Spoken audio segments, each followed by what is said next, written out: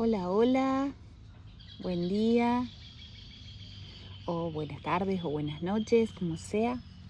Otra vez acá, trayéndoles un video donde se vinculan los mitos y los registros akáshicos. Hacía bastante que no subía, pero bueno, estuve estudiando mucho. Ya van a ver cuando vaya leyendo. Y además, fin de año y bueno, todos los eventos que hay. También me necesité tiempo, dedicar tiempo, tan sagrado nuestro tiempo humano, pero bueno, también todo lo que hacemos es sagrado en esencia, cuando empezamos a descubrir nuestra propia divinidad. Así que bueno, hoy estoy muy feliz, como me ven, muy serena, muy contenta, grabando desde este lugar que es un bosquecito sagrado también. Es un sitio muy puro, muy hermoso. Y bueno, les voy a contar, les voy a traer hoy la sabiduría de Estigia o Estige, también aparece en los libros. Es una diosa río, es una diosa río. No sé si saben, y si no saben les digo ahora, que todo en la naturaleza también tiene el género, porque no es género, no es exactamente género tal cual se entiende ahora esa palabra, no. En el Kybalión, en ese libro sagrado del que siempre les cuento porque son las leyes fundantes de esta vida, acá lo conseguí en papel. Yo lo venía leyendo en virtual, pero lo conseguí en papel. No sé si se los mostré ya, bueno, lo muestro ahora de nuevo. Una de las leyes es la de la generación, que en este mundo se produce con el polo masculino y el polo femenino, la interacción de esas dos energías sagradas, divino masculino, divino femenino, que en su integración generan la tercera energía, que sería el hijo. Bueno, entonces, esa ley recorre todo lo creado. Por lo tanto, no solo hay varón, mujer, sino también hay ríos macho, ríos hembra, montañas macho, montañas hembra, árboles masculinos, árboles femeninos. Por ejemplo, acá estoy rodeada de olmos, que son arbolitos hembra, arbolitos femeninos. De madera de olmo en la mitología nórdica hicieron a la mujer, y de madera de fresno hicieron al varón, los dioses, ¿no? Los hermanos de Odín, cuando crearon a la humanidad. Entonces, Estigia es un río madre, un río sagrado, subterráneo, que recorre y rodea todo el mundo, toda Gea, en la cosmogonía griega. Y ella vino para expresarse y para contarnos, y nos condujo, como nos conducen los ríos, a la manera de una serpiente también.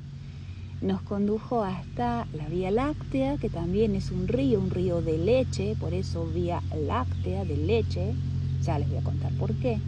Y también a la gran madre Ganges de la India, en cuyos bordes surgió la ciudad de Varanasi, o probablemente la ciudad de Varanasi, que antiguamente también se le decía Kashi, y durante el dominio inglés se la conoció más como Benares, una ciudad muy antigua de la India,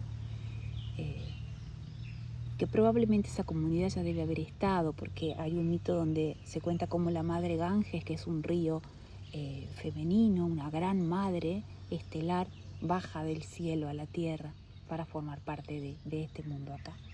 Bueno, es una lectura, una lectura de los registros akáshicos en los mitos, que se abrió inmensamente. Así que bueno, también a la sabiduría del tarot, donde dejé las cartas acá para explicar, también a esa sabiduría ancestral del sistema del tarot, también me llevaron ahí, esta energía sagrada. Y voy a empezar a leer sobre Estigia, esta gran madre río. En la comunidad de divinidades griegas, Estigia es una diosa río, una divinidad primordial en la cosmogonía griega, hija de los primeros seres generados por Gea, la madre tierra. Llega hasta acá como un río de plata, de mineral líquido. Así la iba viendo en visión, mientras iba escribiendo, en visión como se ve así, en visualización, en imaginación, una visión que se ve y que cuando leo registros la escribo. Un río de plata, de mineral líquido y en movimiento, como si fuera un ser de plasma estelar. Mundos enteros viven en ella, alojados en su ser, en sus intersticios, en sus dimensiones que se abren como capas de vida, desplegándose en pétalos, como una flor de lavanda. ¿Conocen la flor de lavanda? No traje. Hay por acá, pero no me gusta cortarlas a las flores. Así que se la imaginan, la buscan en Google o, bueno, van a donde sea que tengan cerca para ver cómo es una flor de lavanda. En visión sagrada, representando a la diosa Estigia, la veo de tamaño inmenso, gira sobre sí misma al moverse, abriéndose y cerrando. Es una flor así alargadita que tiene todos petalitos de color lila, en perfecta geometría sagrada, ¿no? Como son todas las flores. Gira sobre sí misma, o sea, era un río como si hecho de la flor de lavanda al moverse, abriéndose y cerrándose en un ritmo perfecto que protege y a la vez se abre para dar espacio y amplitud a todas las criaturas que en ella y de ella viven, nutriéndose y nutriendo a la vez a la inmensa madre río. Abre sus ojos enormes y prístinos, de un color azul profundo, como el del cielo en el declive de la tarde, mientras serpentea como un río tan inmenso como la Vía Láctea, el río estelar que formó una constelación a partir de la leche robada a Hera, la diosa consorte de Zeus, recuerdan, para poder darle fuerza divina a Hércules, uno de los hijos bastardos de Zeus más famosos. La cuento brevemente a esta situación, que se suma al perenne conflicto de los celos de Hera ante las infidelidades de Zeus, su dios consorte. Esta situación está tratada en detalle en el video sobre el héroe Lirco y la doncella Io, transformada en ternera. Si alguien quiere profundizar ahí sobre ese vínculo en distorsión de Zeus y Hera, ahí los envío. El origen de la Vía Láctea, según la mitología griega, no vamos a hablar de eso ahora, pero lo cuento para que vean, bueno, para completar, digamos, esta presentación. Es así. Zeus había tenido un hijo con una humana, creo, no recuerdo, no con su esposa, sino con otra mujer, como los tantos que tuvo. Y quería darle a ese hijo la fuerza y el poder divino de la leche de Hera, que era la gran diosa, era la diosa consorte, la diosa madre. Y entonces, una noche cuando Hera dormía, él va y, como un ladrón, prende al bebé del pecho de su esposa y para que el bebé tome. El bebé es Hércules, ¿no? Hércules, el grandioso héroe. Prende al bebé del pecho y ella se despierta, por supuesto, asustada y se da cuenta de lo que está pasando. Entonces al bebé, por supuesto, le pega un empujón, lo arroja, pero ya su leche se derrama y se derrama un chorro de su leche magnífica y esa leche forma la Vía Láctea. En el mito, la leche de la gran diosa madre y la diosa con la sabiduría y con el poder suficiente para ser la diosa reina, digamos, del mundo, consorte de Zeus. Bueno, ese chorro de leche forma la Vía Láctea, por eso quedó el nombre en esta constelación, que es donde nosotros estamos, donde el sistema solar nuestro está, se llama la Vía Láctea. Ese detalle, ese cuentito. Estigia me dice también que la diosa madre Ganges, que conocí en India hace unos meses, porque hace unos meses, allá por abril, mayo, me parece, estuve en India, tuve la gracia divina en esta vida de regresar, digo yo, a esa tierra sagrada. Hace unos meses, es ella misma también bajo otro aspecto. La diosa Ganges pudo bajar a la tierra gracias a que el señor Shiva un antiguo dios de las montañas, de la estirpe de los titanes griegos o de la raza de Odín en el territorio del norte de Madre Tierra, la sostuvo con su cabellera para que poco a poco la diosa pudiera ir drenando su poderosísimo cuerpo de agua entre la mata de cabello trenzado del gran señor Shiva. Lo pueden buscar. Es un dios bellísimo, bellísimo. Tiene una cabellera toda con rastas, trenzada, inmensa, con una especie de rodete o sujetador acá donde está, bueno, el chakra corona. Todo tiene un simbolismo en las divinidades. Y a través de abajo, por esa cabellera de ese dios, fue bajando la diosa. Y pudo así entonces ir drenando entre la mata del cabello trenzado del gran señor Shiva y bajar así a la tierra donde los dioses habían solicitado su presencia para que, con su poder purificante y benéfico, pusiera paz en conflictos que habían dejado almas inmortales de dioses fallecidos esparcidas sin refugio ni amparo. El señor Shiva la sostuvo durante 1000 años terrestres, mientras ella, la diosa Ganges, bajaba así a la tierra, gota a gota por la cabellera del dios, tan inmensa esa madre río venida de las estrellas, que con su fuerza impactando directamente en el planeta lo podría haber destruido.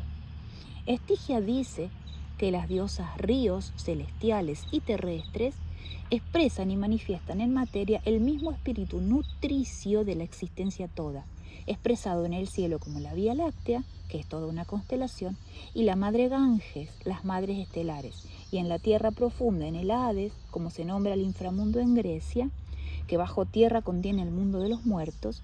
Mi nombre es Estigia, dice, pero también bajo otros nombres habito, expresada en mis hijas las serpientes. Todas ellas son los primeros hijos, el mundo de los seres reptiles que llegaron a la creación en la materia de este mundo antes que ustedes, los humanos. Hablo de los habitantes del mundo de abajo, como llaman al inframundo en los pueblos originarios del continente conocido como América, o en el Niflheim nórdico, el reino tenebroso, situado en la raíz de Yggdrasil, el sublime árbol de la vida, que sostiene el mundo todo en los lejanos territorios del norte del planeta, de Gea, como llamamos en Grecia la Gran Madre Terrestre. También habito allí expresada en el dragón Nidhogg, uno de mis hijos que habita la oscuridad.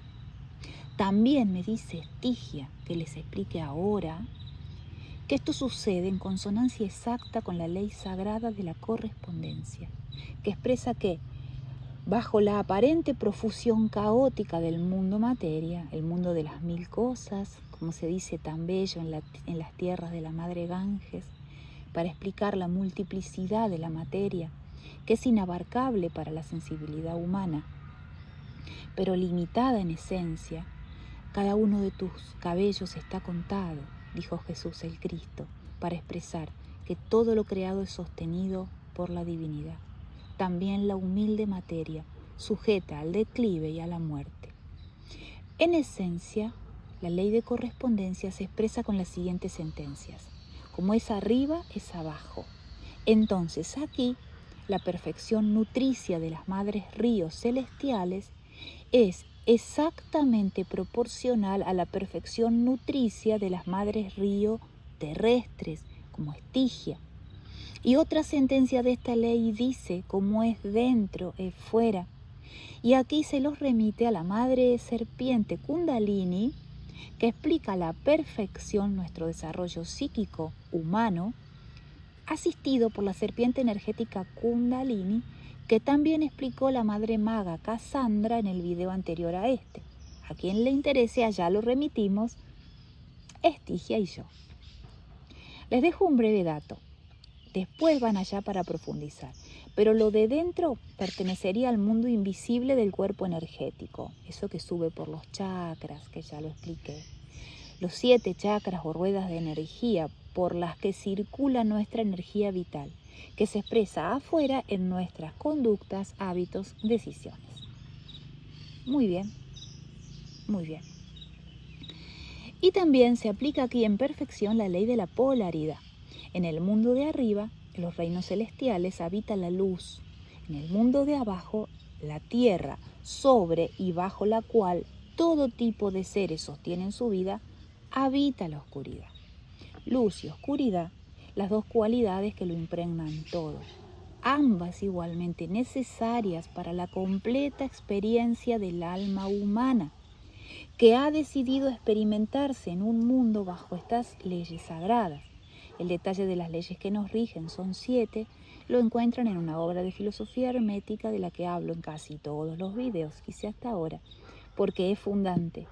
Nos llega desde el antiguo Egipto, cuna de las civilizaciones, y se llama el Kybalión, es el librito que mostré al principio. Entonces, como humanos caminaremos la sombra lo necesario hasta llegar a la luz que se puede alcanzar dentro de la condición humana. No se trata de una luz absolutamente inmaculada, sino de una luz que ha sido tamizada de la sombra, ha sido tamizada en la sombra, como si partículas de oro purísimo pudieran ser extraídas del barro fétido de eso que en Madre Tierra llamamos mal. Tomaremos ahora para explicar el tránsito específicamente humano, el camino iniciático que nos trae la antigua sabiduría del tarot. Es una antigua sabiduría el tarot. Seguro saben de qué hablo, las cartas de tarot, los arcanos mayores, los arcanos menores. Entonces sería así. El tránsito... antes quiero agradecerle a la Male, mi hija, que me prestó sus cartas. Me prestó las cartas de su tarot.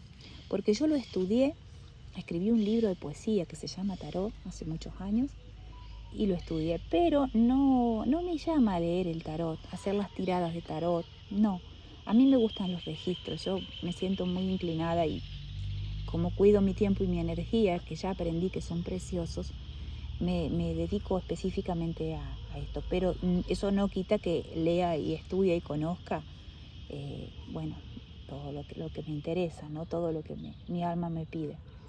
Entonces, vamos a explicar así, ese tránsito de la humanidad por la sombra, se puede explicar perfecto con las cartas del tarot. No las voy a usar a todas y a lo mejor un tarotista más entrenado me dice que está mal porque no es el orden, no sé, pero son las cartas que yo cuando leí los registros sentí que me iban a servir muchísimo para explicar esto. Entonces, el tránsito humano por la sombra lo expresa la carta del diablo, que como vemos, acá está, muestra al ser humano encadenado, pero con cadenas de las que podría liberarse cuando quiera. O sea, estas criaturas acá podrían sacarse fácilmente esas cadenitas de los cuellos. Tienen las manos liberadas, como ustedes ven. Tienen las manos disponibles para actuar. Entonces se sacan la cadena y se van. Se desatan fácilmente. Entonces, el ser humano está encadenado, pero con cadenas de las que podría liberarse cuando quiera. El diablo es la energía de la atadura, del hechizo, de la adicción, podríamos decirlo con una palabra actual. Expresa al ser humano que aún no es dueño de sí mismo, aún no es totalmente consciente de su propio poder. Entonces se somete a un poder externo, el que sea, obteniendo una falsa seguridad que le cuesta el dominio sobre su propio ser. Él ya no dispone de sí mismo, se pierde a sí mismo. De ahí los mitos de vender el alma al diablo y afines. ¿Y cuáles son las ataduras que el ser humano dispone para sí mismo cuando explora la sombra? Ni más ni menos que las que ya se distinguieron con la maga Cassandra en el video anterior, las que nos roban nuestra fuerza vital, cuando no sabemos o no podemos abrir nuestros centros sagrados de energía vital, a saber y en orden. Es cuando sentimos el miedo, la culpa, la vergüenza, el dolor. Es cuando nos mentimos a nosotros mismos, es cuando vivimos de ilusión y estamos apegados. ¿Cómo hacemos para desatarnos? Recuperando nuestra fuerza. Y aquí esta carta preciosa, donde una doncella domina a un león. Es alguien que se cree frágil, pero no lo es en absoluto, porque puede con su sabiduría y autodominio dominar a un animal que es el emblema de toda la fuerza. Así como un león que pudiera devorarnos, se muestran ante nosotros las distorsiones de nuestro ser esencial mencionadas anteriormente. culpa, miedo, etc. La fuerza en nosotros se expresaría como la fuerza de nuestra voluntad, el compromiso con nosotros mismos para dejar de dañarnos y como consecuencia de ese daño dañar a otros, lo cual sucede como el reflejo inconsciente en un espejo. Es comenzar el camino del autoconocimiento, dando pasos en el sendero difícil, como lo califican todos los libros de sabiduría. Lo que hallamos es nuestra fuerza interior. Con ella somos capaces de comenzar a transformar el miedo en valentía, la culpa en pureza, la vergüenza en dignidad, el dolor en amor, la mentira en verdad, la ilusión en realidad y el apego en desapego y unión con la existencia toda. Sucede por lo que los sabios llaman la alquimia sagrada, o como se dijo ya aquí, tamizar la experiencia toda hasta extraer el oro purísimo del barro. Todas metáforas, pero ustedes entienden perfecto, yo lo sé. En esta instancia, ya cuando tomamos nuestra fuerza, llegamos a la carta de la templanza. La templanza, que muestra el equilibrio de los opuestos.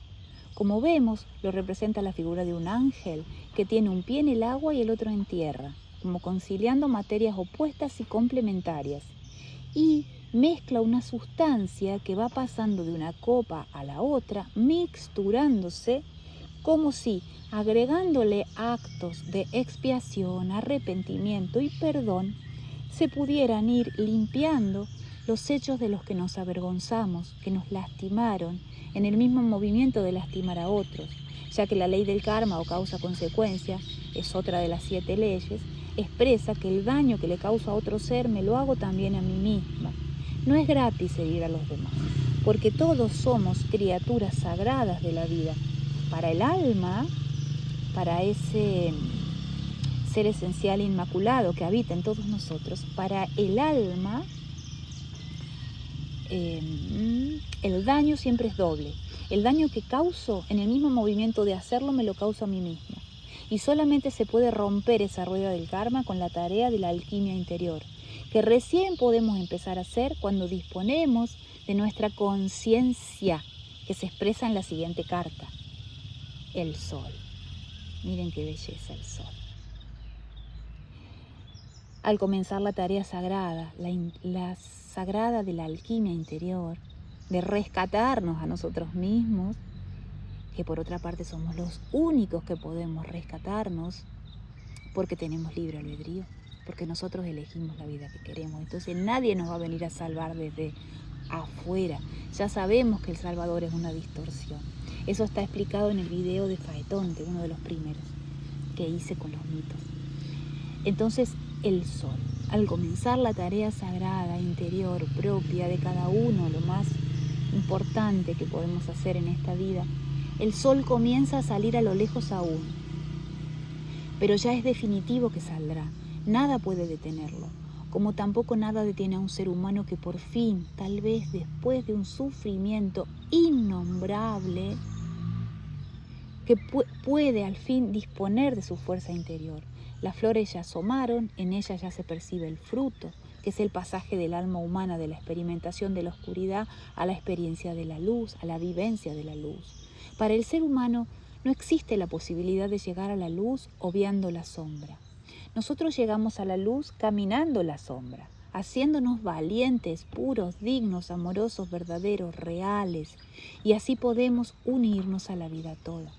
Por eso acá entre nosotros, la humanidad, el sufrimiento siempre es maestro.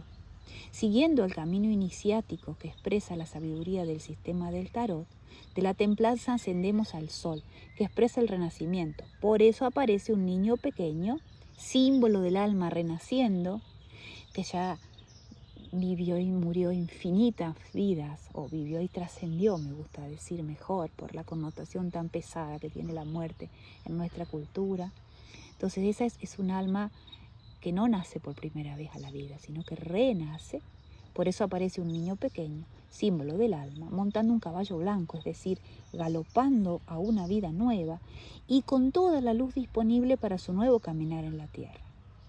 Y de la carta del sol llegamos a la de la estrella, que representa nuestra unión con el cosmos todo, con toda la creación. La muestra una joven doncella desnuda que simboliza con esa desnudez su pureza, su virginidad, no en el sentido que hemos adquirido en este tiempo nuestro, que venimos de una caída de la conciencia y este significado, como tantos otros, está distorsionado. En las antiguas escuelas de sabiduría del remoto tiempo de la luz, antes de que cayera nuestra conciencia, virgen es una mujer que no ha tenido aún hijos, que no ha sido madre. No quiere decir que no ha practicado nunca el acto sagrado de la sexualidad, porque la sexualidad se consideraba sagrada y camino para el encuentro con el propio ser y con el ser de otro ser humano, además del único puente por el que caminaba un alma para ingresar a la tierra en cada regreso. La sexualidad es el puente por el que el espíritu humano llega al mundo de la materia. En este tiempo de caída de la conciencia, del que poco a poco estamos emergiendo, del sexo se ha hecho una mercancía, con la consecuente competencia, adicción y degradación del ser sagrado que somos, que cada uno de nosotros es. Sucede por desconocimiento profundo del ser que somos, como enseñó Buda cuando expresó que el opuesto al bien no es el mal, sino la ignorancia. El mal es una consecuencia de no saber quiénes somos en realidad. A mí me gusta decir eso que llamamos mal, porque el mal no es una entidad como lo es el amor, como lo es la divinidad, como lo es la consistencia de la creación expresada en cada una de las células, en cada uno de los átomos que conforman. El mal es una consecuencia de los hechos y es algo que se experimenta. Mucho tiempo se pensó que el mal era tan real como el bien, no, ese maniqueísmo no es real. Fue parte también de ese pensamiento basado en el miedo, producto de la caída de la conciencia. Siempre volvemos al mismo punto. Entonces, el mal es una consecuencia de no saber quiénes somos en realidad, pero aún en el punto más profundo de degradación, nuestra alma siempre mantiene un punto de luz, de prístina pureza, de condición intocada, un contacto con la divinidad de la que provenimos y a la que expresamos, como recuerdo ahora de leer esto en la obra de Plotino, un filósofo nacido en Alejandría, que enseñó en la Roma del siglo II después de Cristo, que de joven había viajado al territorio que hoy es India y había logrado nutrirse con la sabiduría de los brahmanes, y en su sistema filosófico logró conciliar ambos mundos de sabiduría, que por supuesto vienen de un origen común, de una cultura de humanidades ancestrales, primordiales, me gusta a mí decirles, que nuestro conocimiento científico actual aún no valida, no puede hacerlo porque escapa a sus métodos de verificación basado en el mundo materia. Pero la experiencia y el camino de los sabios, de la humanidad que nos han acompañado siempre, sí que lo hacen, sí que lo fundamentan y abundantemente. Más sobre la sexualidad. En los templos, con el conocimiento y las prácticas adecuadas, en la consumación del acto sexual era posible despertar la propia energía kundalini, que equivale a despertar a la propia divinidad. Por supuesto que estamos hablando de iniciados, de personas de sabiduría, pero conectados en esencia con la humanidad toda, con el propósito de conducir a cada persona que así decida hacerlo hacia su propia divinidad. En caída de conciencia toda sabiduría, por más sublime que sea, se pierde, porque se quebranta la unidad que somos al considerar a unos con más derecho o mejores o más sabios que otros. El camino de sabiduría verdadera no deja a ningún ser de la vida atrás. No hay reyes ni plebeyos, ni sabios ni aprendices, ni capaces ni inexpertos. Todos absolutamente, en su propia divinidad que expresa su ser único dentro de lo creado, puede ser en potencia, tiene que hacer su alquimia interior, pero puede ser en potencia, tiene todo para hacerlo, el propio rey de sí mismo, su propio maestro y el único experto acerca de su propia vida. Así es. Y hacia esa plenitud interior nos conducían las escuelas de sabiduría de la antigüedad, cuando aún no habíamos experimentado la caída de la conciencia, ni habíamos elegido como seres álmicos hacer este tránsito con Madre Tierra. Así es, la estrella completa la figura en el acto de entregar la sabiduría, fíjense, al agua y a la tierra, a la vez 2 cántaros. Uno se derrama en el agua, otro se derrama en la tierra. para el bienestar supremo de las madres primeras, fuentes de toda vida en la materia de este mundo, el agua y la tierra, las grandes madres, nutridas por el aire y el fuego. El aire es el prana, contiene el prana vital, y el fuego es el espíritu. Y otra vez acá la polaridad, agua y tierra pueden homologarse al divino femenino y fuego y espíritu al divino masculino, en cuya integración se manifiesta la vida. Bien. ¿Dónde había quedado? Para lograr la completa integración de cielo y tierra, la unidad que somos, que es en nosotros. Hay más. Salió largo esta lectura, no sé cuánto durará, pero bueno, ya me relajé con eso. Mi hija Male me dice, no importa mamá, hay videos en YouTube que duran 3 horas. Así que bueno, tendrá la duración que tiene que tener. Esas son nimiedades, no hay que ocuparse de eso. Muy bien, ahora vamos a entrar en más detalles referidos al mito de Estigia, para tratar de extraer los mensajes que a nosotros nos conciernen, a nosotros como seres humanos, a partir de lo que la diosa hace o deja de hacer en el vínculo con las demás deidades, o sea, en el mito, su historia mítica. ¿Qué nos trae a nosotros? Ya lo dije en algún momento en esta serie de videos que estoy elaborando, que las narraciones míticas nos cuentan, cada una a su modo y manera, con personajes que casi siempre van representando las mismas o similares energías en conflicto, la caída de la conciencia, tal vez la más conocida en el ámbito de Occidente, o sea, en nuestra cultura, por la imposición de la religión cristiana que se impuso históricamente, sea el mito de la expulsión del paraíso terrenal, que se narra en la cosmogonía judeocristiana. Pero hay muchas más. El mito de la primera pareja humana recorre diversas tradiciones, por ejemplo, y también el niño divino, el dios solar, que hace renacer la vida, que se expresa en la carta del sol, como ya lo vimos. Volvamos a Estigia, para que Zeus, una deidad de la segunda generación de dioses, pudiera obtener la victoria sobre los titanes, la generación precedente. Estigia le da su apoyo. Perdonen, voy a ir bajando un poquito más para que no se me corte la lectura. Ahí va. Estigia le da su apoyo, aunque ella misma está por nacimiento más vinculada a los dioses antiguos, dispone de la sabiduría profunda de la madre esencial, que le dice que los hijos tienen derecho a esparcirse y a hacer su propia vida sobre la tierra, que no pueden mantenerse siempre bajo el control y la supervisión de los padres. Es decir, tienen derecho a hacerse adultos, a tomar sus propias decisiones y asumir las consecuencias. Esto, bajo la tiranía de Cronos, no se podía hacer. Cronos es el padre de Zeus. Por eso Zeus, el único hijo que su madre pudo liberar al mundo, que su madre pudo liberar de que su padre lo devorara, le declaró la guerra a su padre, para liberar al mundo de un poder absolutamente autoritario e injusto. Cronos inhibía en sus hijos el poder al que tenían derecho a expresar como seres de la vida, encerrándolos en su propia barriga. Es decir, simboliza a un padre autoritario que teme que sus hijos le quiten el poder. ¿Cómo lo hacía? Bueno, en el mito, cada vez que la titán Rea, que era su esposa, tenía un hijo, nacía, se lo mostraba a su padre y el padre lo devoraba y lo tragaba. Eso sucede en los mitos, obviamente, es un poco impresionante, pero bueno, tiene todo un sentido simbólico.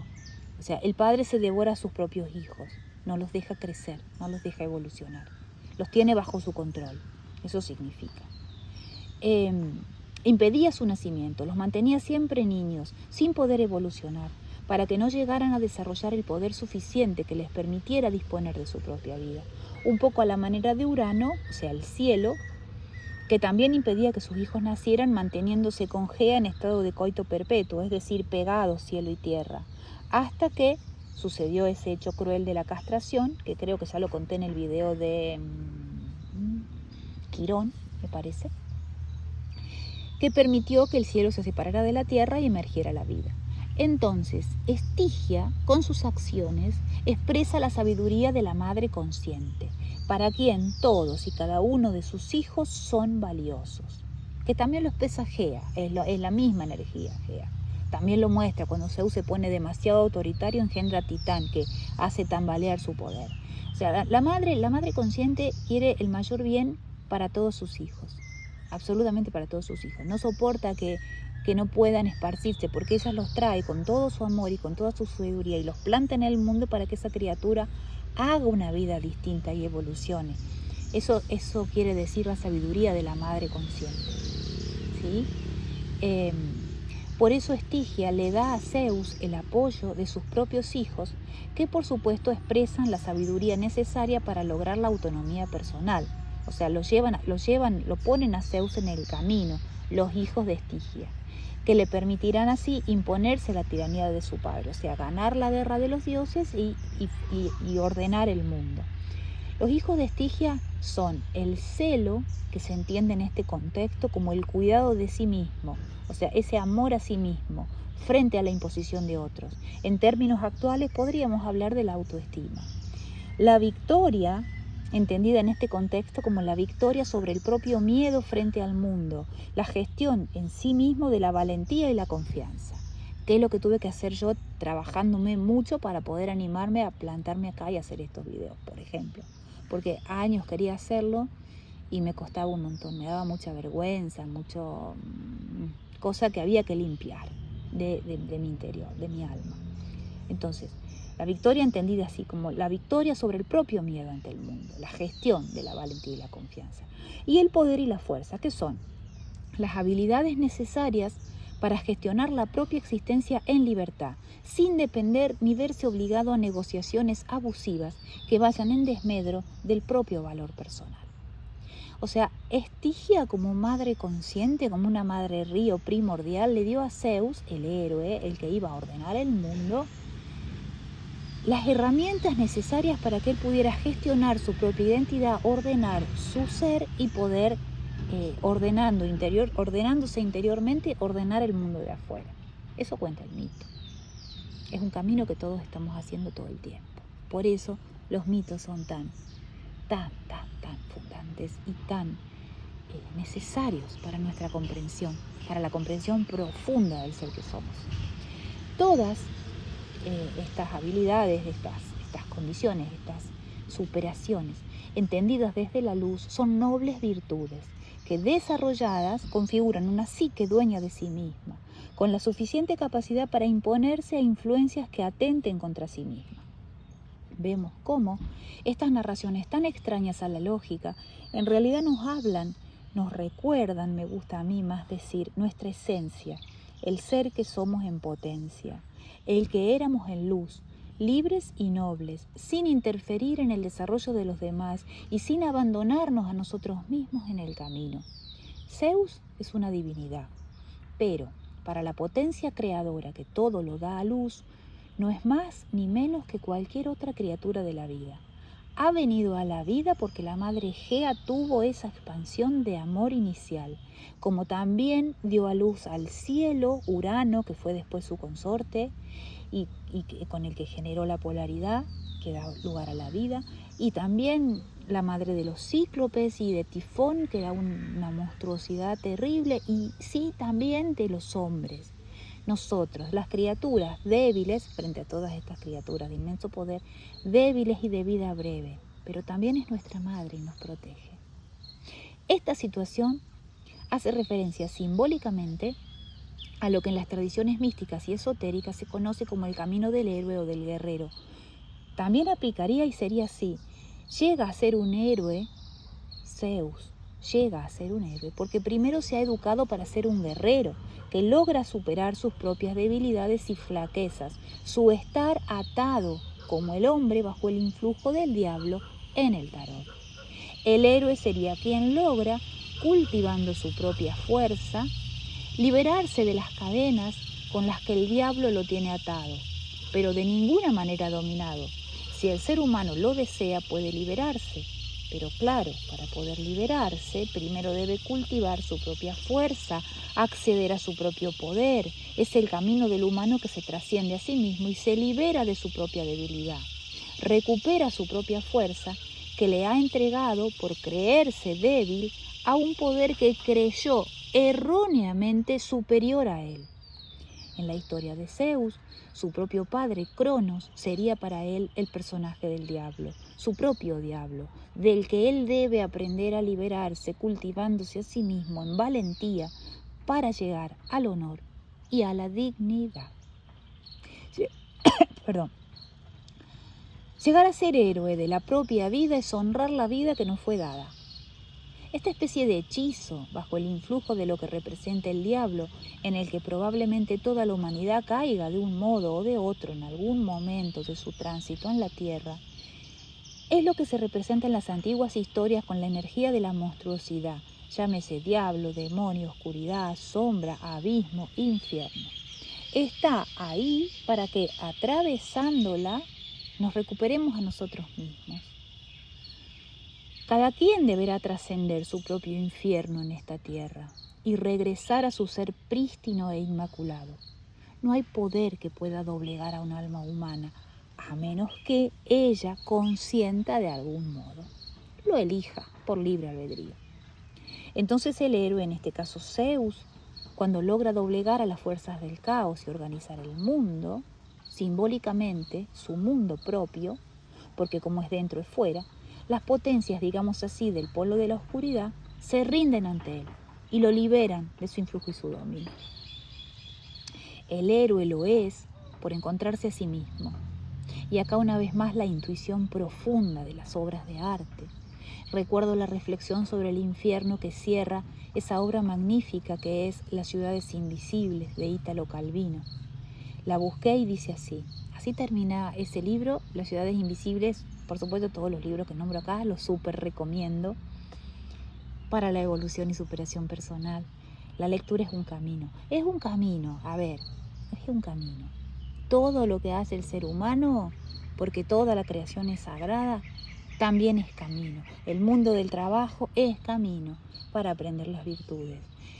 Aún las personas que no tienen acceso a la lectura y a la escritura, también tienen su camino, como los pueblos originarios que viven en contacto con la naturaleza sagrada. Tienen camino.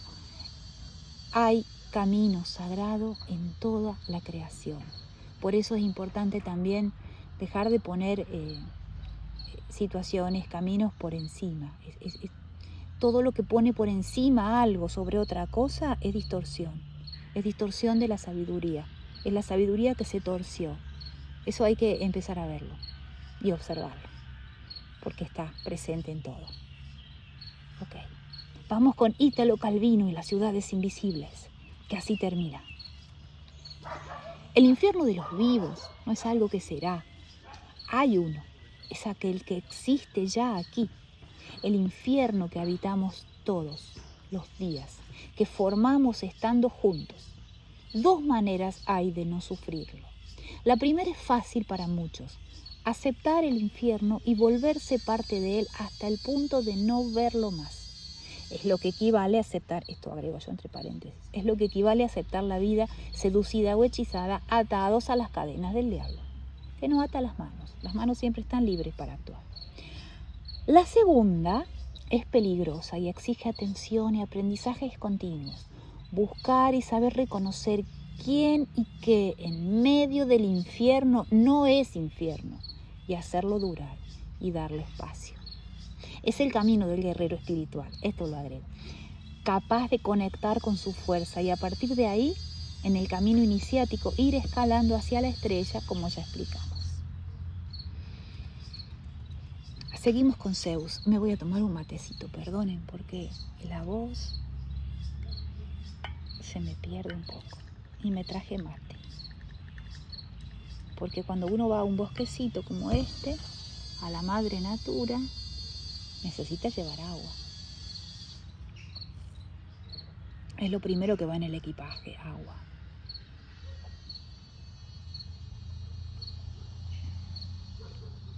Ojalá puedan sentir. Sí, porque la energía lo recorre todo. Esta paz que siento de hablar de estas cosas en este sitio. Bien. Seguimos con Zeus. Encontramos que, asistido por la madre primordial Estigia, Para más datos sobre la cosmogonía en la mitología griega, cosmogonía, ¿no? El origen del cosmos, los remito al video que ya hice acá sobre el centauro Quirón. Entonces, Zeus, asistido por la madre primordial Estigia, vence a Cronos, su padre, en la guerra de los dioses y logra así ordenar el mundo. Es la primera deidad que logra hacer el tránsito desde el caos originario a un orden jerárquico donde se asegura una mínima estabilidad para que la vida prospere. El orden del mundo es en esencia el orden de su mundo, recordemos cómo es dentro y fuera. En retribución por los servicios prestados, Zeus le concede a Estigia ser la fiadora de los juramentos solemnes que prestan los dioses. Sigo con el mito acá. Cuando un dios quería comprometerse por juramento, Zeus enviaba a Iris, una diosa que transmite mensajes, órdenes y consejos de los dioses, a llenar un jarro con agua de Estigia y volvía con él al Olimpo para que fuese testigo del juramento. Llegaba una vasija, yo no me imagino un jarro, sino una vasija con el agua sagrada del río Estigia, el río madre, para que esa agua, con su inteligencia, todo tiene vida, recordemos, fuera testigo del juramento que hace el dios. Si luego el dios cometía perjurio, le esperaba un castigo terrible. Permanecía un año entero privado de respiración y no llegaban a sus labios ni néctar ni ambrosía, que son los alimentos de las divinidades, el néctar y la ambrosía. Al cabo del año se le imponía otra prueba. Durante 9 años quedaba al margen de los dioses, que gozaban de vida perenne sin participar en sus consejos ni en sus festines. Solo al cabo de 10 años recuperaba sus prerrogativas. ¿Qué significa cometer perjurio? Es hacer un juramento en falso o quebrantar, o sea, no cumplir la fe jurada.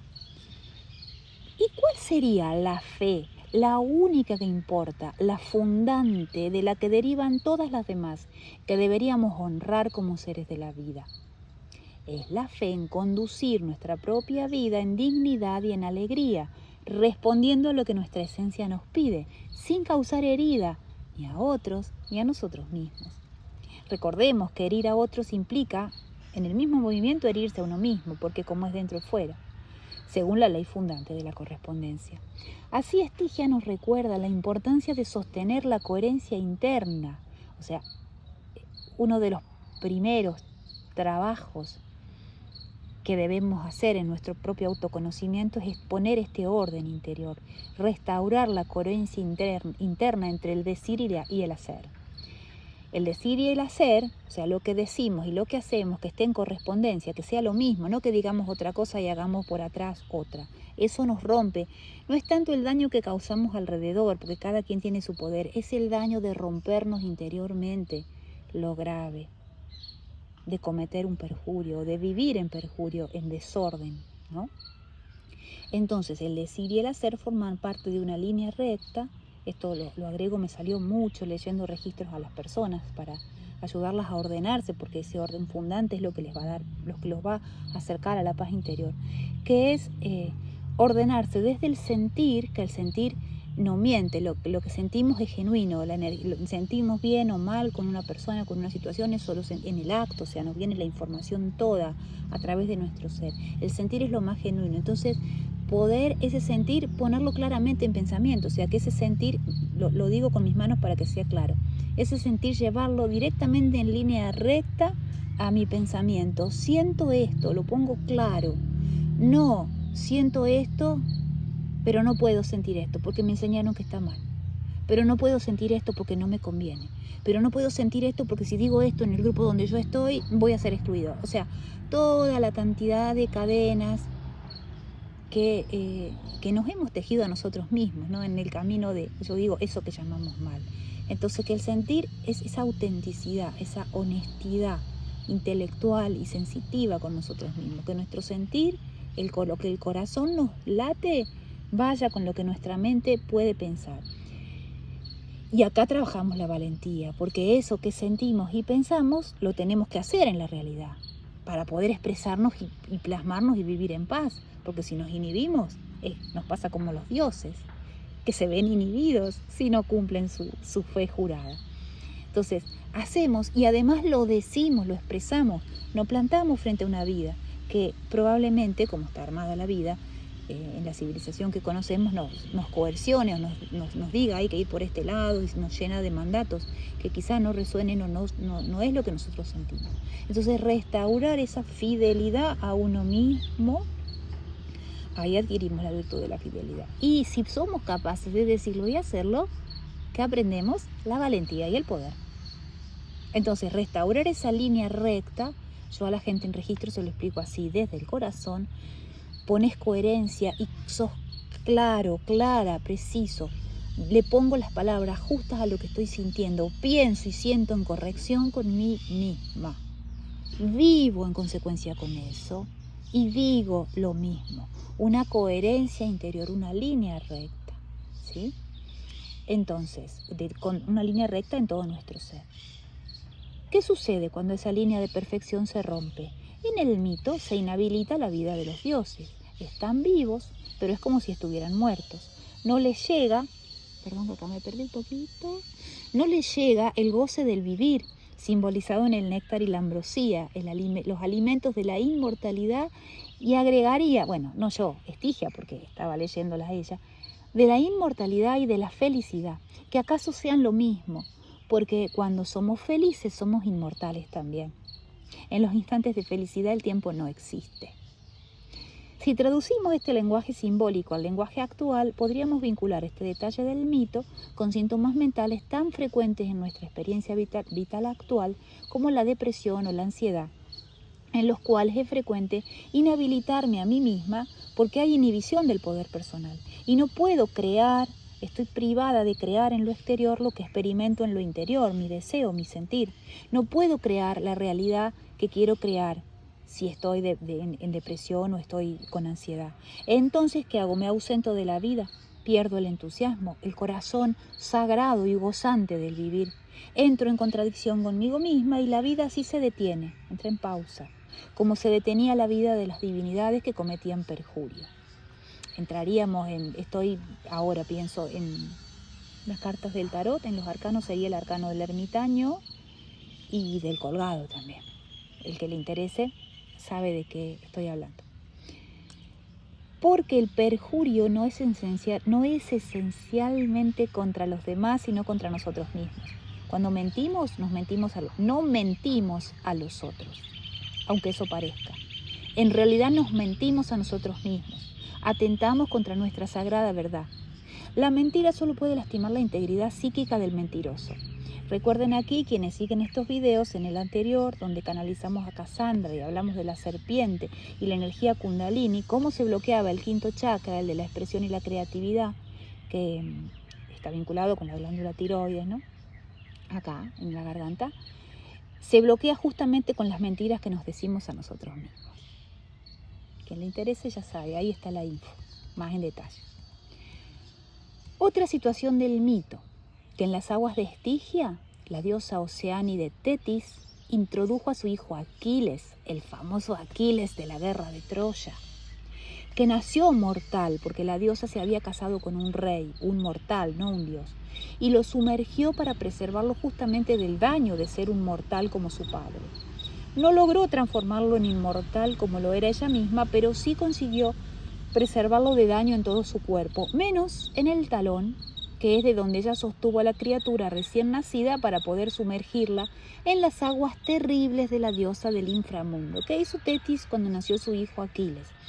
Que ya era como su octavo hijo, porque había tenido 7 antes con el rey Peleo, que fue su marido, y en ese afán de querer que sus hijos sean inmortales como ella, los pasó por el fuego y no sobrevivieron, pensando que el fuego, porque Tetis, además de ser una inmensa divinidad, de la cual después voy a explicar, también practicaba la magia. Entonces quería, a través del fuego, imbuir a sus hijos de inmortalidad, como lo era ella misma, pero no pudo. Los bebés esos murieron. Y eso, bueno, obviamente que el vínculo entre su padre, el padre de esos niños, y ella no era bueno. Pero bueno, el hijo que se logró salvar fue Aquiles, que bueno, su padre impidió que lo pasara por el fuego y lo sostuvo del taloncito y lo sumergió en Estigia. Y el bebé sobrevivió, por supuesto, fue Aquiles. No lo hizo un inmortal, pero sí lo preservó de daño, le puso como una capa de protección en todo su cuerpo, menos en el talón, que es de donde ella lo sostuvo. De ahí viene el talón de Aquiles, que siempre se habla de que es como el talón de Aquiles de tal persona es su debilidad o su fragilidad. Pasados los años, cuando Aquiles se convirtió en el guerrero más feroz de su tiempo, justamente por el talón le entró la flecha que le causó la muerte en la guerra de Troya. ¿Esto qué significa? Que el camino humano necesita la sombra para completarse. Dejarlo invulnerable lo sacaría de su camino específico. Extraer el oro purísimo del barro del infierno, como se expresaba anteriormente en relación con la condición humana. Hacer de alguien mortal un inmortal transgrediría las leyes del universo. Un ser nacido humano eligió álmicamente, o sea, su alma eligió para esa experiencia la travesía de ser un ser humano para experimentar la existencia. Tetis, la madre de Aquiles, era una diosa y era la única diosa que podía haber concebido un hijo capaz de arrebatarle el poder a Zeus, según lo que decían todos los oráculos, ¿no? O sea, la única madre que podría engendrar el hijo que cuestionara la autoridad de Zeus era Tetis. Por eso, aunque era bellísima y la más deseada entre las diosas, ningún dios quiso casarse con ella, para no destruir el delicado equilibrio del mundo con una nueva lucha entre dioses por el dominio. Y por esa razón la casaron con un rey humano, un mortal, pero ni siquiera una diosa, ni siquiera la inmensa Tetis puede torcer lo que el alma, aunque sea el alma de un ser humano, las criaturas más frágiles de la creación, ha elegido. Ahí está nuestro poderío. De eso nos van hablando sutilmente los detalles en las historias míticas. Otro detalle de Estigia. Sus poderosísimas aguas circulan por el inframundo y rodean la tierra. A veces fluyen hacia la superficie en forma de fuentes que luego se hunden nuevamente en lo más profundo, donde está el reino de los muertos. Se le atribuyen a sus aguas todo tipo de influencia perniciosa. Eran aguas venenosas para los seres humanos y el ganado. Además, quebraban el hierro y los metales y la alfarería que se sumergía en ellas. Sin embargo, el casco de los caballos no era atacado por ellas. Bañados por la madre Estigia, los caballos permanecían indemnes. ¿Cuál es la razón de este privilegio? Recordemos que en el renacimiento del alma expresada en la carta del sol del tarot es un caballo blanco quien lleva en su camino al alma que renace bajo la forma de niño radiante. Acá la pongo para que la recuerde. Un caballo blanco. También, debido a una confusión entre los dioses a causa de un caballo perdido en el inframundo que se creyó robado, perdieron la vida de los hijos de un dios en la India, en la mitología de la diosa Ganges. Por esta razón, la madre río estelar Ganges bajó a la tierra, sostenida por la cabellera del señor Shiva, durante 1000 años terrestres. Leemos en el simbolismo del caballo, acá les voy a mostrar, para quien le interese formarse en estas cosas, qué libro es esencial en el conocimiento, un diccionario de símbolos. Esto que voy a leer lo tengo así forradito con plástico para que no se deteriore, tiene muchos años. Este libro viene de mis épocas de estudiante de letras, cuando tenía, no sé, entre 18 y 20 y pico. De ese tiempo viene y está cuidadito. Bueno, hay muchos, este es muy bueno. Se conseguía en internet, estaba subido para descargar.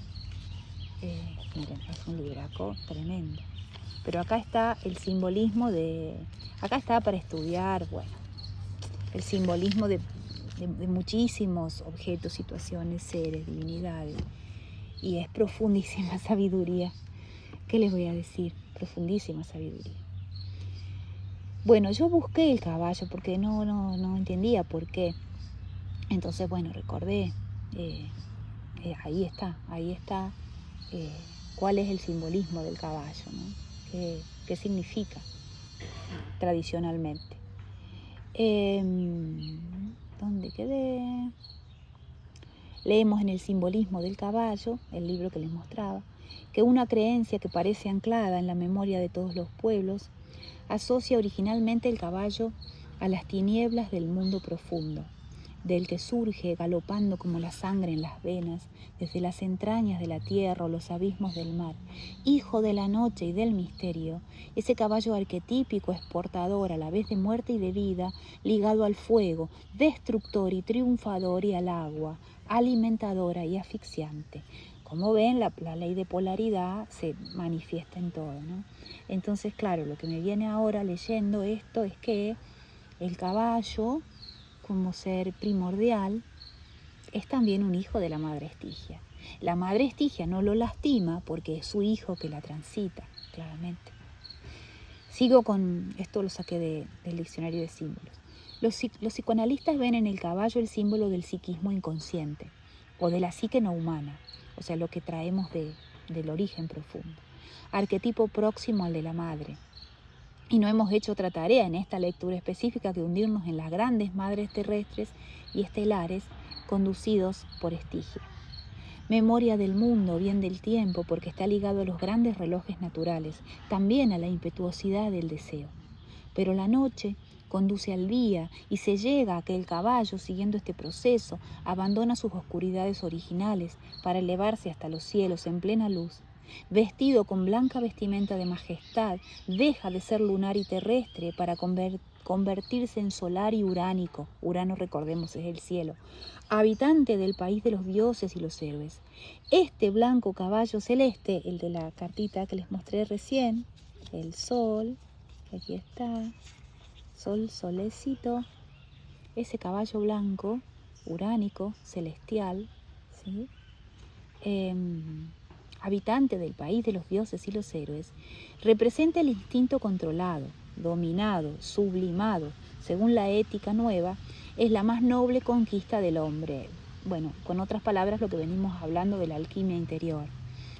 Pero no hay conquista eterna, y a despecho de esta clara imagen, el caballo tenebroso persigue siempre en el fondo de nosotros mismos su curso infernal. Es tan benéfico como maléfico, la polaridad, la experiencia en el mundo de la materia, la experiencia de la caída de la conciencia, no es otra cosa que esto. El caballo no es un animal como los otros, es la montura, el vehículo, el navío, su destino es pues inseparable del ser humano. Entre ambos interviene una dialéctica, un diálogo particular, fuente de paz o conflicto, que es la de lo psíquico profundo, o sea, el inconsciente, y el reino blanco y puro y limpio de la mente, o por lo menos que así lo pretende, ¿no? La mente superior. En pleno mediodía, arrastrado por la potencia de su carrera, el caballo galopa ciegamente y el jinete, con grandes ojos abiertos, previene sus pánicos y lo dirige hacia la meta previamente asignada. Pero de noche, cuando el caballero está ciego, el caballo se torna vidente y guía. Él es entonces quien manda, pues solo él puede rebasar impunemente las puertas del misterio, inaccesible a la razón. Cuando hay conflicto entre ambos, recordemos la psique, el inconsciente y la mente. Recordemos el deseo de nuestro corazón, donde se expresa nuestra psique profunda, y la mente que intenta controlar. Cuando hay conflicto, cuando se rompe esta línea sagrada y se quiebra, la carrera puede conducir a la locura y a la muerte. Lo que hablábamos antes, la depresión, la ansiedad, el salirse de la vida, el desajustarse con la vida. Cuando hay acuerdo, cuando hay línea recta, esa carrera se hace triunfar. La carrera es la trayectoria por la vida, claramente, ¿no? El acuerdo entre psique y mente es la línea de coherencia de la que ya hablamos anteriormente, que nos trajo Estigia con su condición de fiadora de los juramentos. En el Fedro, uno de los diálogos más conocidos de Platón, el famoso filósofo, ahí Platón representa el alma, esto es muy, viene a cuento, por eso en la lectura me vino esta información.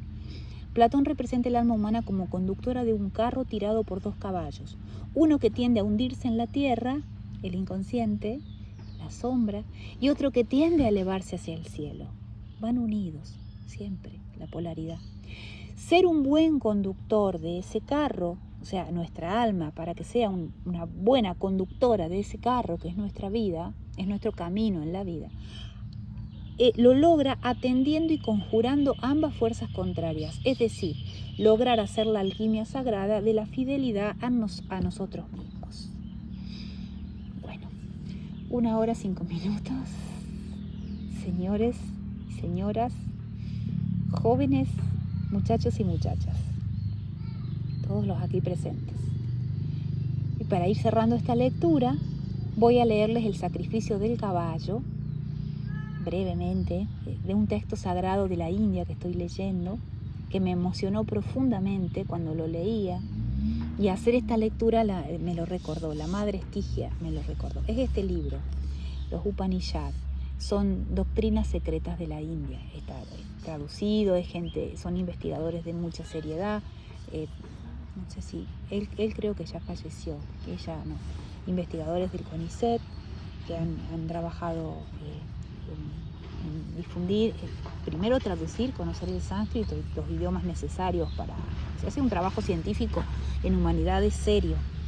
Y bueno, y son como breves fragmentos, es lo que ha llegado de esa remotísima sabiduría de los Vedas, de los libros sagrados de la India, los Upanishads, así se traduce, ¿no? Y este sacrificio es lo que representaba el caballo para ellos, para esta gente que vivía cercanos todavía a cuando se vivía en luz, o sea, recién caída la conciencia, como hacían estos sacrificios como una manera de conectarse con esa fuerza vital que sostenía la vida toda en integración plena cuando como seres espirituales, cuando como almas vivíamos en luz. Lo voy a leer, es como si leyera poesía, solo lo voy a leer y no lo voy a explicar porque es para que puedan ver esa integración de la vida toda. Dice así: en verdad la aurora es la cabeza del caballo del sacrificio, el sol es el ojo, el viento, el aliento, prana, el fuego, la boca abierta, el año es la esencia del caballo del sacrificio. El cielo es su lomo, la atmósfera su vientre, la tierra su bajo vientre, las regiones del espacio sus costados, las regiones intermedias del espacio sus costillas, las estaciones sus miembros, los meses y las quincenas sus coyunturas, los días y las noches sus patas, las estrellas sus huesos, las nubes su carne. La arena es el alimento aún no digerido en su estómago, los ríos sus intestinos, las montañas su hígado y sus pulmones, las plantas y los árboles su pelo. El sol levante es su media parte anterior, el sol poniente su media parte posterior. Cuando bosteza relampaguea, cuando mueve la cabeza truena, cuando orina llueve. Su voz es la voz. Fíjense esa integración preciosa, ¿no?, de lo que sería en el lenguaje de algunos místicos, por ejemplo Steiner, por ejemplo, bueno, en metafísica, unos cuantos libros que he leído, no recuerdo ahora exactamente, pero se habla en esa ley de correspondencia de cómo es arriba es abajo, se habla del macrocosmos y el microcosmos, que son correspondientes. Esta lectura, esta breve traducción de los Upanishads, estos textos sagrados, muestra eso. O sea, en un caballo, que aparte es muy precioso cómo se lo prepara y cómo se lo honra para el sacrificio. Hay un caballo que es el elegido, que va a representar el mundo y que al cual se lo va a sacrificar en gratitud y en honra para que ese mundo siga sosteniéndose en reconocimiento de esa fuerza que no conocemos del todo, pero que nos sostiene profundamente. Se lo deja vagar libremente durante un año. Es un caballo al que sueltan. lo dejan alimentarse de lo que quiera, andar libremente, vivir su vida, o sea, no está sometido a trabajo ni nada, lo dejan, es un ser libre durante todo un año, y cuando ese año termina se lo sacrifica con todo un ritual de una vasija adelante, otra, ahí no voy a entrar, pero bueno, quería compartir esto. Y también para que vean que todas las tradiciones, o sea, es esa cultura madre, ¿no? Todas las tradiciones van confluyendo y así estudiando y entrando en la sabiduría, leyendo también los registros, ¿no? Que de esto se trata. Vamos dándonos cuenta que hay una cultura madre que después se esparció y se diseminó en la caída de la conciencia. Y vamos a poder, no yo, los que siguen, vamos a poder reescribir la historia, cada uno poniendo su granito de arena, cada uno haciendo lo que está llamado a hacer. ¿Qué es lo que está llamado a hacer? ¿Cómo lo distinguimos? Lo que el alma nos lo dice, lo que nuestro deseo, lo que nos da alegría hacer. Y voy a cerrar también 2 cosas, era leerles El sacrificio del caballo, ese libro precioso, y una experiencia personal de lectura de registros mía. Me leí mis registros, estuve forzada a leerme mis registros en la India por una situación que me pasó. Eso lo voy a contar. Lo que noté es que cuando fui a conocer a la Gran Madre Ganges, que es el río sagrado que está en Varanasi, si alguien va a India, por favor, no deje de ir a Varanasi, vea bien el itinerario del viaje, para que no pueden no ir a Varanasi. O sea, porque quizás se vaya a India una vez en la vida. No, por ahí ir muchas veces es como irreal, pero bueno, a Varanasi hay que ir. Esto anoté, cuando fui hasta ella, hasta la Gran Madre, ella me regaló esto, el sublime recuerdo de mi alma experimentándose en esa tierra. Y sucedió cuando navegaba en las aguas, ya, bueno, ahora lo cuento. Dejo de leer porque creo que acá ya no, ya está, listo. En el viaje a la India, acá tengo mi lectura de registros, que voy a leerles. En el viaje a India, cuando un día fuimos al Ganges a ver todo ese ritual y todo lo que pasaba, y los Ghat, que es donde están las distintas castas, las distintas caminos de sabiduría que ellos tienen en su particular organización, en eso no voy a entrar porque es muy largo y me iría de tema. Salimos temprano, como a las 4 de la mañana, para estar antes del amanecer y poder encontrar un buen lugar para poder ver. Íbamos en un barco antiguo, una barcaza llevada por remos, que son toda una casta, los remeros, los que conducen los barcos, una casta de todas las castas que hay en su mundo. Bueno, y nos llevaron a ver todo, a hacer todo el paseo por la costa del Ganges, navegando el mismo río. Cuando llegamos al crematorio, que ellos en los rituales de muerte creman al cadáver, cuando la persona muere lo creman, y esparcen sus cenizas y alguna parte del hueso que queda más grande en el río Ganges, porque ellos tienen la creencia de que si mueren en el Ganges y se arrojan sus cenizas al río, ya no van a volver a reencarnar, se rompe la rueda del karma. Ya el poder de esa madre río, de esa madre que viene del cielo, como lo contaba en el mito, va a purificar de todo el daño que han hecho y se han hecho, y las almas pueden ya elevarse y no tener que hacer el tránsito por la tierra. Por eso a Varanasi va mucha gente a morir.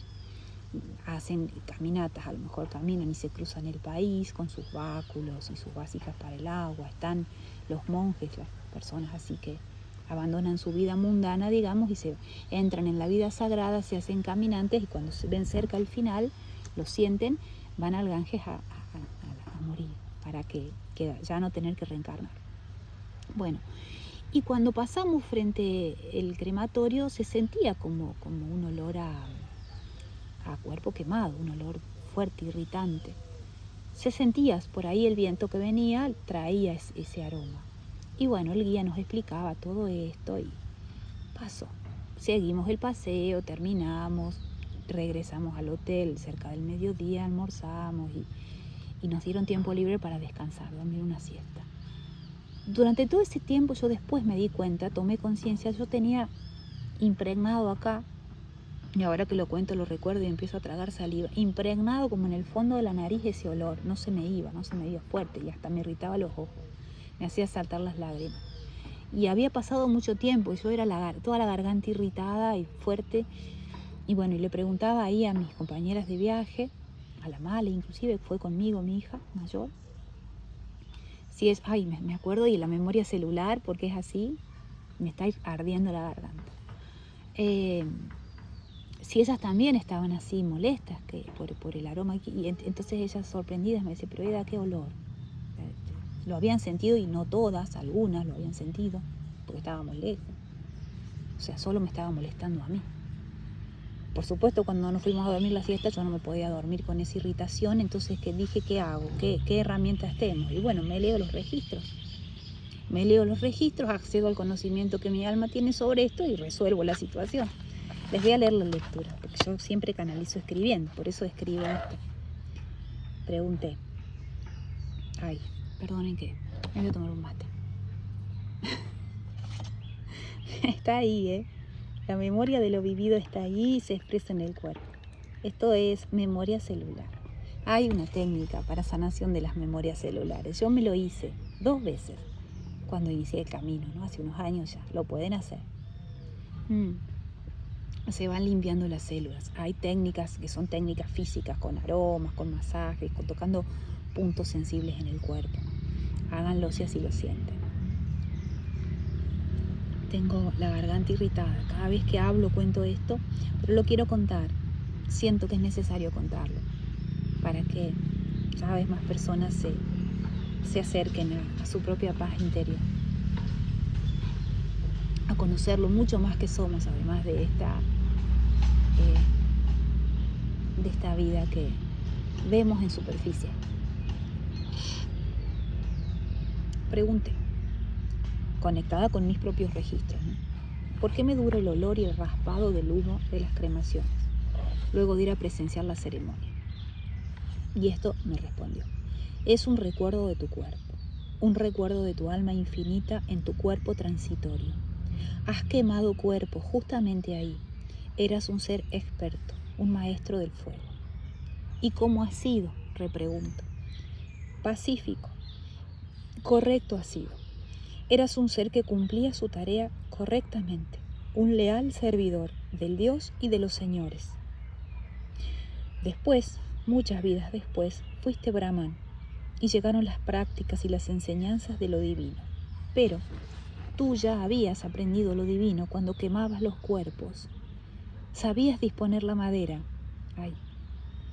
Perdónenme, me emociona porque siento la energía de ustedes al escuchar esto. Me emociona. Es muy potente hablar de lo profundo de mi alma acá en público, pero a la vez siento que es necesario, que lo tengo que hacer. Sigo. Sabías disponer la madera, agitar o demorar la hoguera. Habías aprendido a hablar con el maestro fuego y él mismo te mostró las almas, sus terrores, sus incongruencias, sus tareas sin terminar, sus horribles culpas, sus martirios sin fin. Y aprendiste. Fuiste el aprendiz del fuego. Muchas vidas, las necesarias. Cuando entraste a la escuela de los brahmanes ya tenías tu iniciación. Todo brahman empieza siendo un intocable. Esto es porque la casta más baja, llamados intocables, son los que creman los cadáveres. Solo hay ¿qué dice acá? Un punto, porque escribo muy rápido cuando por ahí no me entiendo la letra. Ya está. Solo hay un fruto glorioso bajo la luz de Siria, es el sol Siria, allá en la India. Si hay una raíz oscura, nutrida con sustancia putrefacta. Por eso dice así, todo brahman empieza siendo un intocable. Solo hay un fruto glorioso bajo la luz de Siria si hay una raíz oscura, nutrida con sustancia putrefacta. Es el inframundo y el cielo, lo que hablábamos en la lectura. Cómo es arriba, es abajo, cómo es dentro, fuera. La ley de correspondencia. Todo intocable es un Brahman en potencia. Bien. Y después, ¿qué más puedo agregar? Bueno, listo, ya está. Como para compartir. Hay más cosas, pero bueno, las voy a dejar para mí. Lo importante es eso. Lo importante es lo que leí. Bueno, ay, qué fuerte esto, por favor.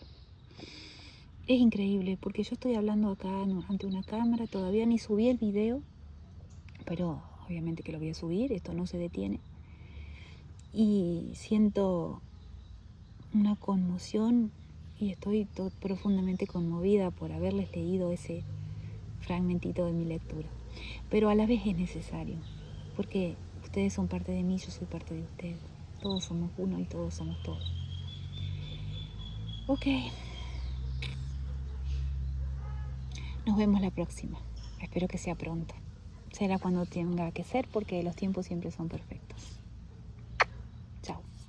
Que tengan un hermoso cierre de año y un precioso comienzo. Chao, chao, chao. Nos vemos la próxima.